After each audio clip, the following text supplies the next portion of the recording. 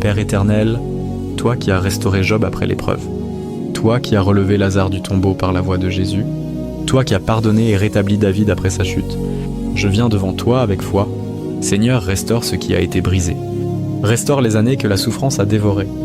Comme tu as ouvert la mer devant Moïse, ouvre un chemin là où je ne vois qu'un mur.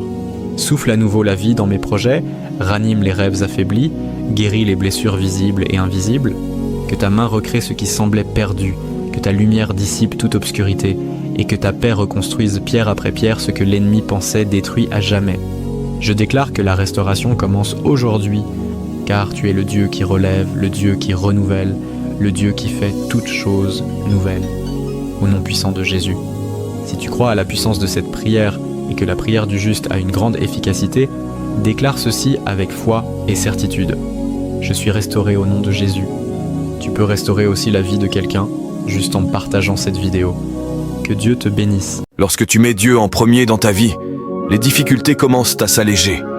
Car Dieu dit dans Matthieu 6, 33, « Cherchez d'abord le royaume et la justice de Dieu, et tout cela vous sera donné par-dessus. » Mettre Dieu en premier, c'est lui faire confiance même quand les réponses tardent à venir.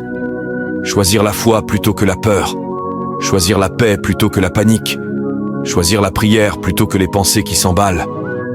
Quand tu commences à chercher Dieu avant les réponses, quelque chose change en toi. La tempête peut toujours t'entourer, mais ton cœur trouve la paix. Tu cesses de courir et tu apprends à faire confiance. Tu cesses de t'inquiéter et tu commences à te reposer. Car lorsque Dieu devient ton centre, la paix devient ta réalité. Tu n'as peut-être pas toutes les réponses, mais tu as sa présence. Et cela suffit pour aujourd'hui. Mettre Dieu en premier ne signifie pas que la vie devient parfaite, mais que tu ne marches plus jamais seul. L'espérance renaît, la foi grandit, et même dans l'attente, tu sens que tu es porté. Merci Seigneur de me rappeler que lorsque je te cherche d'abord, tout le reste trouve sa place. Si ce message a touché ton cœur aujourd'hui, écris Amen en commentaire et partage-le à quelqu'un qui a besoin de ce rappel d'espérance. Que Dieu te fortifie puissamment. Prions ensemble le psaume 91, la prière de protection la plus puissante. Là où tu es en ce moment, fais une pause, ferme les yeux, respire profondément et laisse la parole de Dieu t'envelopper comme un bouclier. Celui qui demeure sous l'abri du Très-Haut repose à l'ombre du Tout-Puissant. Je dis à l'Éternel, tu es mon refuge et ma forteresse, mon Dieu en qui je me confie. Car c'est lui qui te délivre du filet de l'oiseleur, de la peste et de ses ravages. Il te couvrira de ses plumes, et tu trouveras un refuge sous ses ailes. Sa fidélité est un bouclier et une cuirasse. Tu ne craindras ni les terreurs de la nuit, ni la flèche qui vole de jour, ni la peste qui marche dans les ténèbres, ni la destruction qui frappe en plein midi.